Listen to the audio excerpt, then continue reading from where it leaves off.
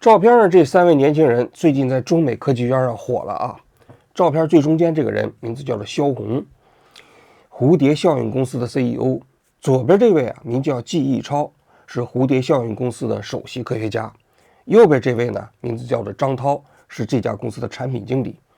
这张照片啊是去年12月30号张涛发在推特上的。他当时说18个月之前，我们3个坐在这个破沙发面前啊畅想未来，谁都没有想到啊18个月之后能取得今天的成绩。说到成绩啊，这3个年轻人挺了不起啊。去年3月份，他们推出了一个著名的 AI 模型，叫做 Manus。这 Manus 啊，我也在用，确实还挺好用的啊。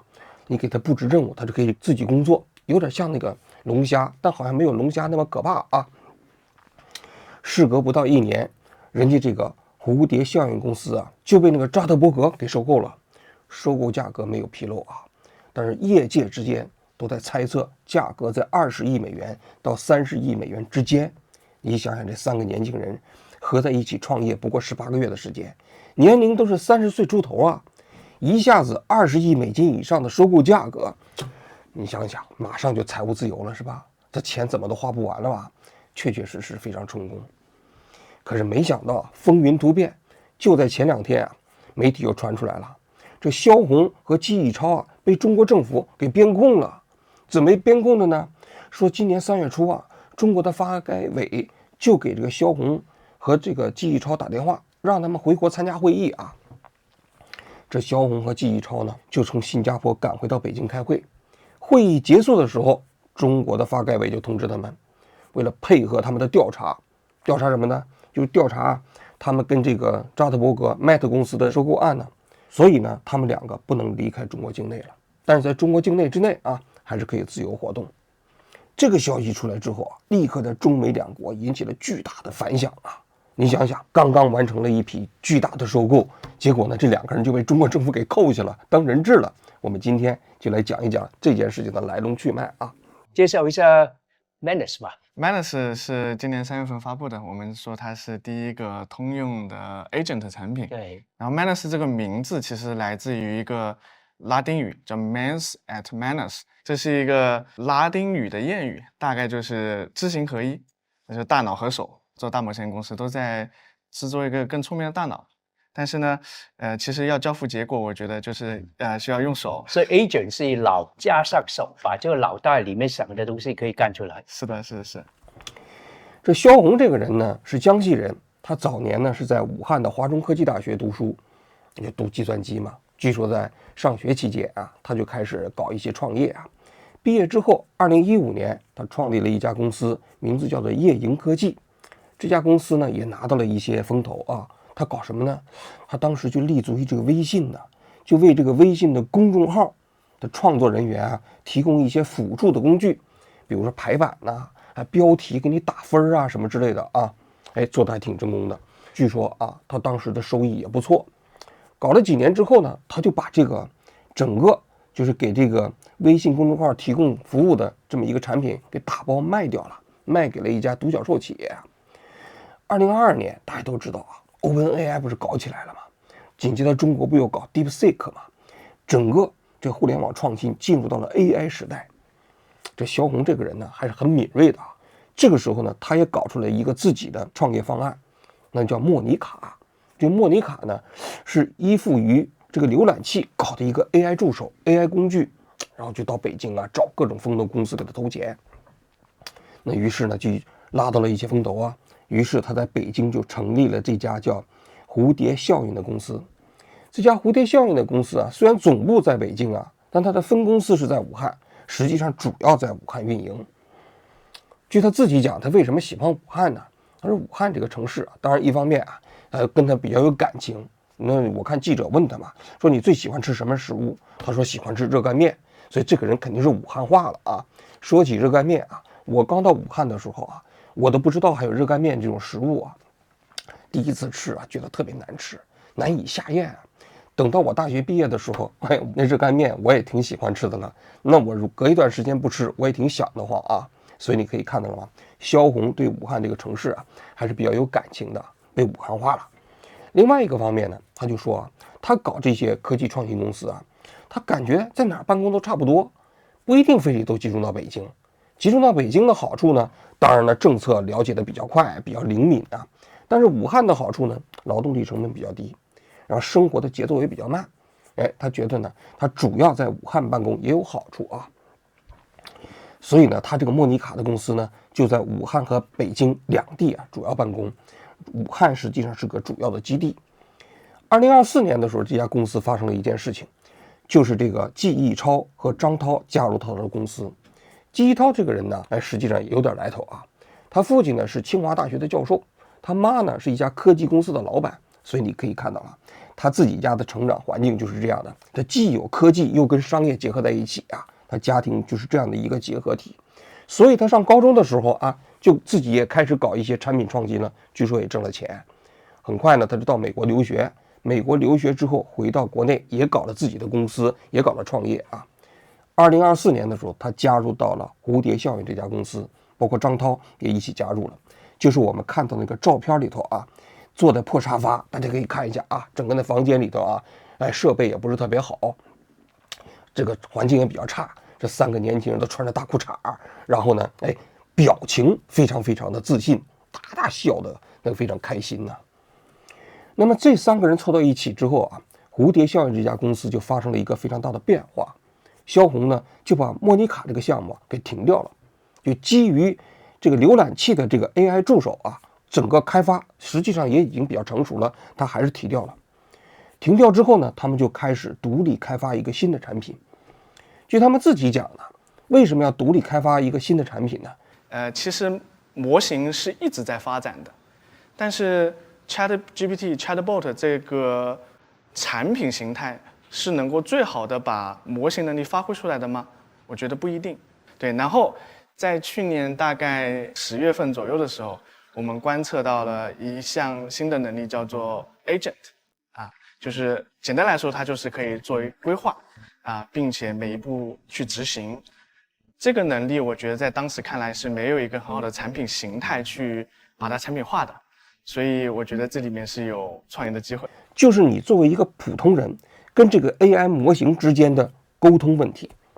所以呢，这个 Manos 就立足想解决这个问题，就是把 Manos 变成一个你工作中间的直接的助手，搞了一个虚拟电脑啊。你给他一个任务之后，他就可以自己独立的去完成，不需要你一步一步的下指令。萧红呢在接受采访的时候，他说他们在内测的时候对这个 Manos 做过一次实验。其实再分享一个在 Manos 发布之前让我同样震撼的一个例子。有一个任务是要找到一列列车的出发时间，特别巧那一天罢工了，所以那个网站其实它是不显示那个列车时刻表。然后 Manos 在执行这个任务的时候，他跑到那个网站去看，然后他干了一个事情，就是去看那个网站的Connect Us 联系我们，找到了这个邮箱地址，然后试图去写一封邮件去问这个列车到底什么时候发车。我觉得他都穷尽这样的办法去工作了，他都要去发邮件了，对但是同时我就觉得很可怕，他是人吗？他应该怎么代表你？如果那个目的是你说的，但是这个执行方式不是你认可的，但是他还做了，这是 AI 的问题还是你的问题？你瞧瞧，这是不是有点像龙虾呀？是吧？所以他呢，当时说他看到这个能力以后，既感到非常兴奋，又感到有点可怕呀。那么最后搞出来这个 Manos 你比如说他可以对这个股票市场你自己的股票进行评估等等确实能力比较强。所以去年3月份这 Manos 上线的时候他们当时采用了一种策略，就是用邀请码的方式来体验内测。那么有人都说他们是饥饿营销这一个邀请码当时在市场上被炒到了1万到5万块钱人民币，非常火爆一下子就火了一把就在这个过程中间，这个模型一出现，马上就引起了市场的广泛关注，订阅的用户就非常多那么在这个过程中间，他们也开始融资那么融资这个过程也比较顺利他们是2025年的3月份推出那个 Manos， 到5月份的时候那硅谷就有一家专门的风投公司就给他们投钱，要投7500万美元。当然这之前他们已经搞过几轮的这个融资了这7500万美元给他们投资的时候就遇到一个问题，就是美国政府、美国的财政部要对他们蝴蝶效应这家公司进行调查。为什么要对这家公司进行调查呢？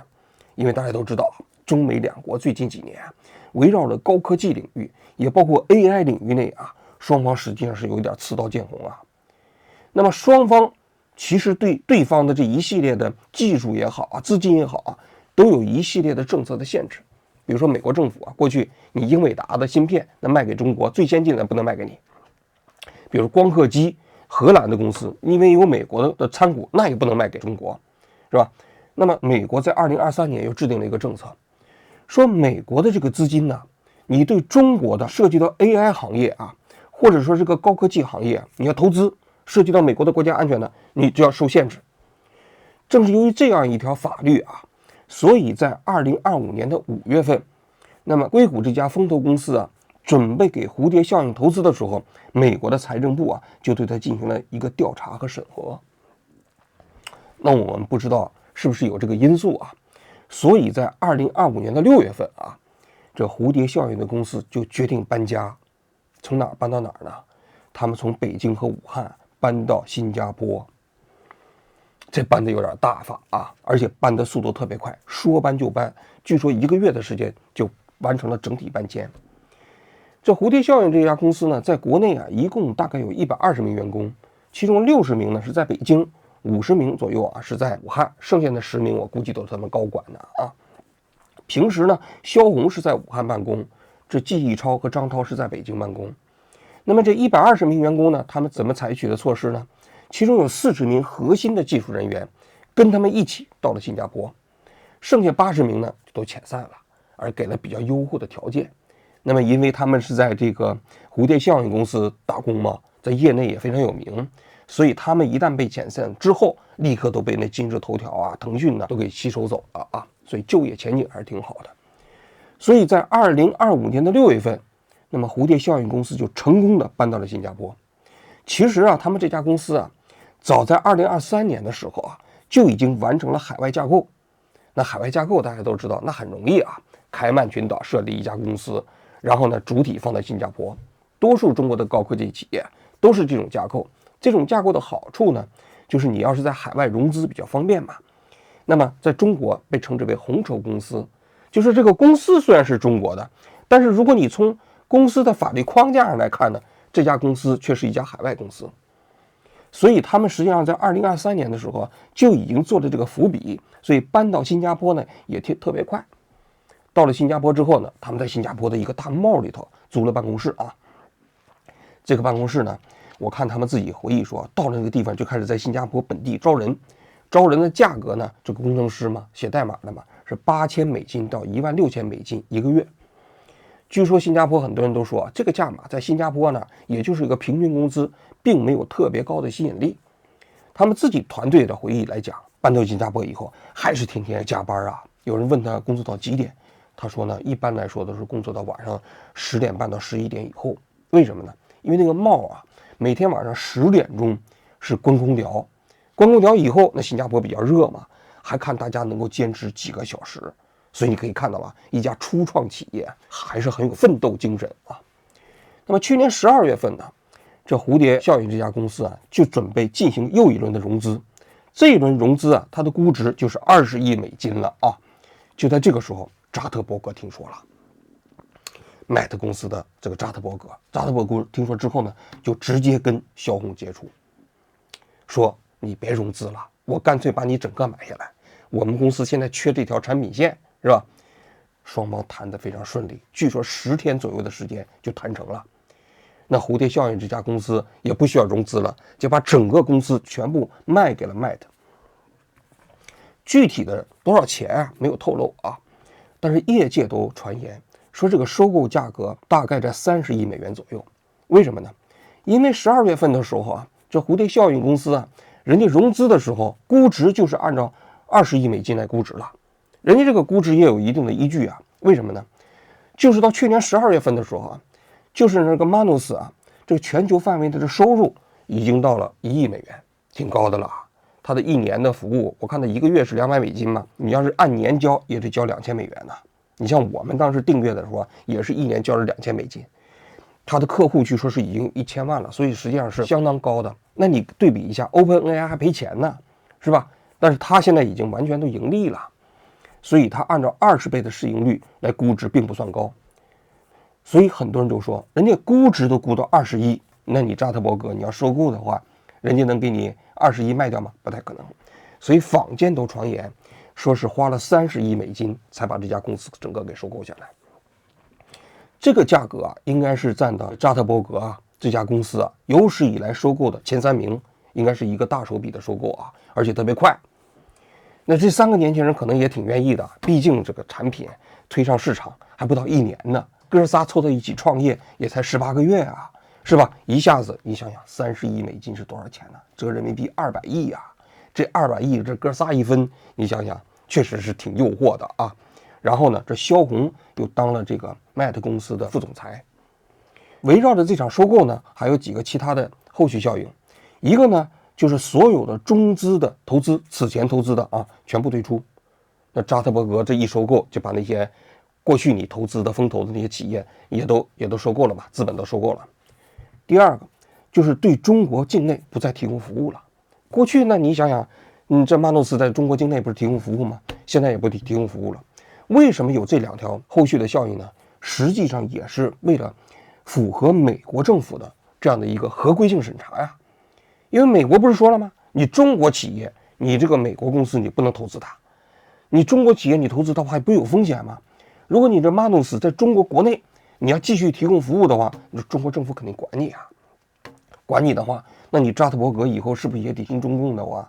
所以干脆把所有的中国元素全部切断，资金全部清走，然后服务全部终止。这样的话，这等于马诺斯就完完全全加入了麦特公司，成为了美国整个这个公司的一部分。可没想到啊，这件事情啊风云突变。今年的是1月16号，商务部的记者招待会啊，南华早报就问这商务部的新闻发言人说：“你们有没有注意到啊？这扎特伯格啊收购了马诺斯啊这家公司啊？”那当时商务部的那个人就说了，他说：“我们留心到了，记者有这个报道，但是我们说了啊，涉及到这个技术出口、数据迁移、跨境并购等等呢，还是要按照中国的法律和程序来。我们现在呢，正在会同有关部门对这件事情进行评估和调查。”这件事情是去年，你想想，12月30号那边说收购完成的嘛，这边10几天之后就说需要评估调查了。紧随其后就是今年的3月初，中国的发改委叫萧红和季一超2个人到北京开会，开会完了之后就宣布对这2个人进行边控了。边控就是你们不能离开中国了，只能在中国境内活动了啊。那么这件事情啊，我来讲一讲我自己的看法。首先第一点啊，中国政府啊现在对这个蝴蝶效应这家公司啊，它到底要进行哪方面的调查呢？其实中国政府有这么几条的法律规定，一个是外资对中国企业的投资，再有一个是中国的这个企业的出口限制，出口的安全管理办法，还有一个就前一段时期不是公布了一个军民两用产品啊出口的一些限制嘛。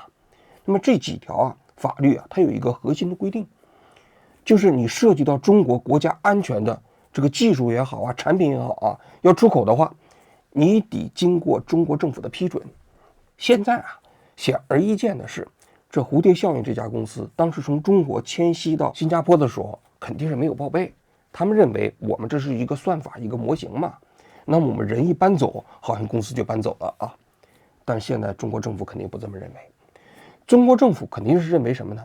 数据也好，模型也好，这个都属于技术。这个东西啊，你别看它看不见摸不着，它就是属于技术。大家还记得滴滴吗？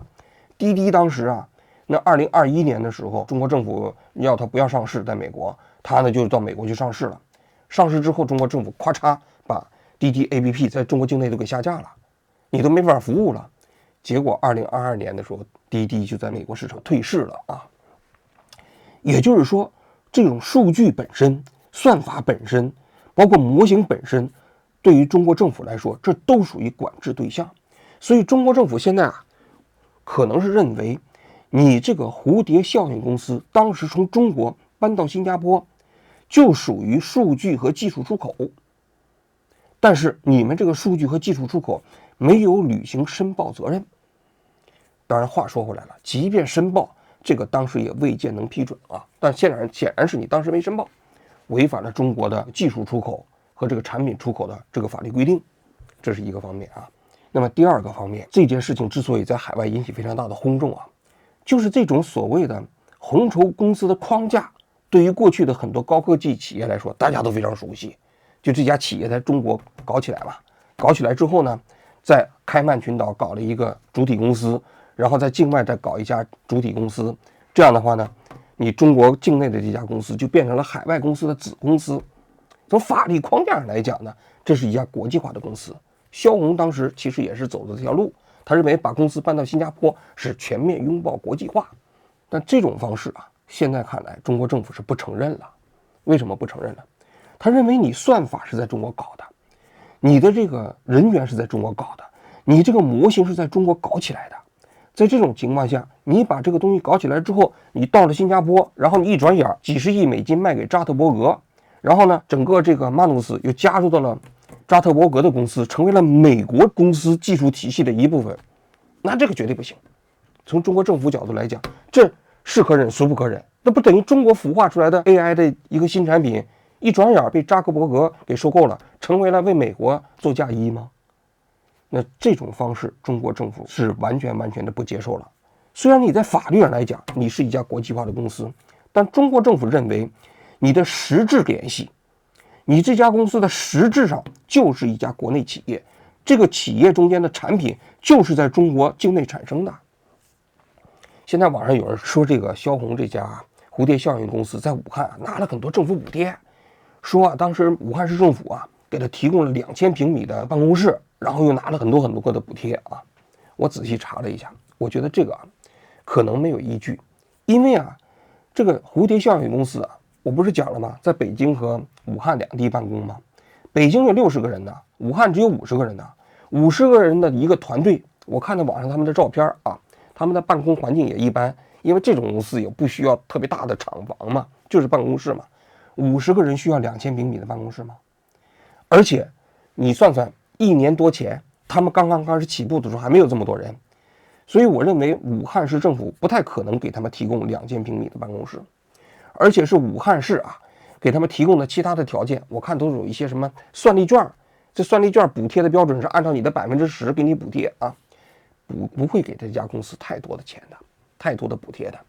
但问题的核心是就算武汉市政府对蝴蝶效应这家公司没有任何补贴，在中国政府看来，这个技术就是产生于中国，就是属于中国本身需要管制的出口的内容，你没有申报，没有履行审批义务，你就不能出口。你跟扎特伯格要进行并购的时候，就得向中国的商务部、向中国的发改委这个审批，你没有审批就是不行，你哪怕1分钱补贴没拿都不可以，就是这条路径走不通了。这是第二个方面。第三个方面，就这件事情的未来的前景我的预判是就是这个马努斯跟扎特伯格的这笔生意要黄，这个事情肯定是搞不成了。你想想，中国政府为什么把萧红和季逸超从新加坡给弄回来？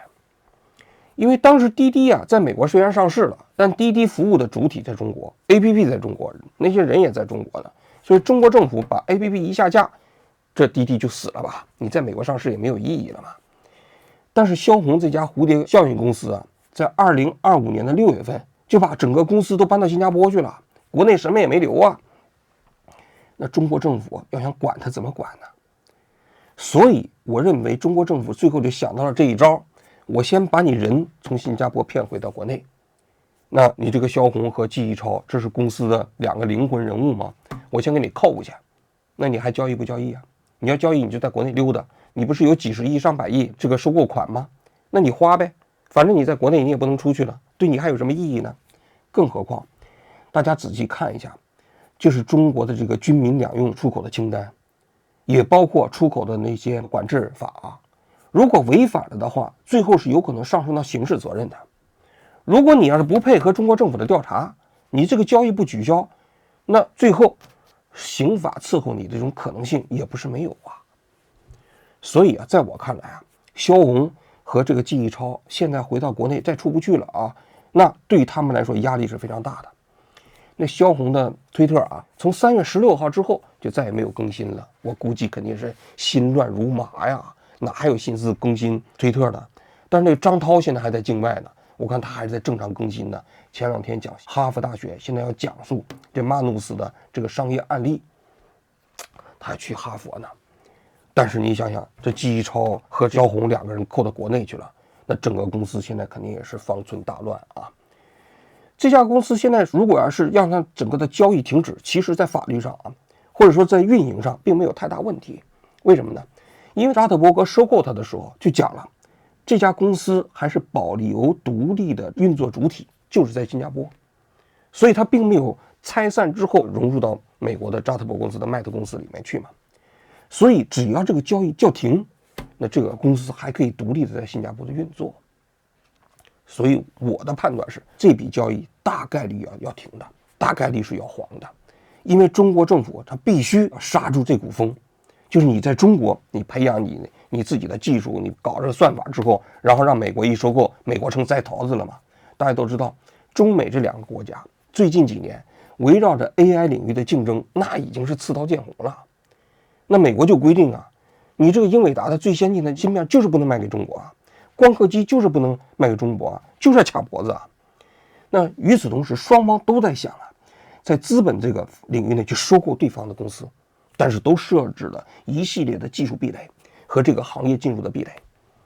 那么关于就是整个公司的收购，那大家都想竞相拿到对方的技术嘛。所以在这种情况下，大家可以看到了吧，这是 AI 时代的一个数字主权宣示的一个案例，就是这个案子。这同时啊，也使得啊，就整个跨越中美这2个国家的新的创业团队面临更大的政策风险。同时呢，一个灰色的地带也在不断的被挤压。那也就是说，你如果在中国立足于中国搞，你就像今日头条一样，今日头条就是啊，那我完全听中国政府的 DeepSeek， 那我们不出海。那美国想投资 DeepSeek 是不可能的，几梦我们也不可能让美国来投资，对不对？要不就是 OpenAI。OpenAI 在中国它不能服务嘛？那么这就是划定数字主权 AI 主权。你既想在中国搞，又想在美国拿钱，或者既想在美国搞，又在向中国这个地方搞服务，这条路是走不通了。那除非是中美这2大国在这种政策方面或者是其他的方面达成一个相对的协议，才有可能改变这个游戏规则。在这个游戏规则改变之前，类似像萧红这种公司这条路应该说是彻底走不通了。好了，我今天就讲到这里，谢谢各位。中国政府一贯支持企业依法依规开展互利共赢的跨国经营与经济技术合作。这里需要说明的是，企业从事对外投资、技术出口、数据出境、跨境并购等活动，需符合中国法律法规，履行法定程序。